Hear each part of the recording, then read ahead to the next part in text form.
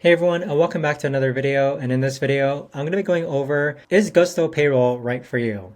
Now, this video is going to be particularly useful for individuals who are interested in using Gusto Payroll. Now, a bit of background for me, I've been using Gusto Payroll for well over 5 years now, and I've had no problems with it whatsoever. As someone who's a solopreneur or a solo business owner, or basically I'm the only one that I pay myself on payroll on, Gusto Payroll is a really great option for you. So if we look at their plans with Gusto Payroll, if you plan on paying yourself from just one state, then the simple plan at $50 a month is going to be the right plan for you.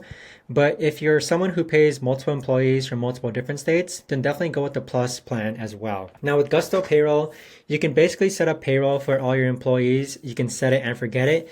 There's no needing to know the specific state laws, tax laws that are required for your individual employees.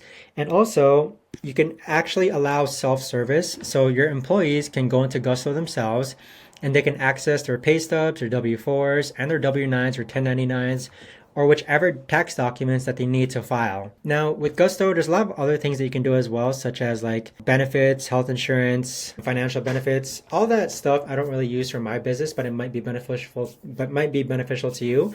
They also have time off reports and time tracking included with the Plus plan, but I don't really use those. But it's nice to know that you have the option to use that if you do decide to use Gusto.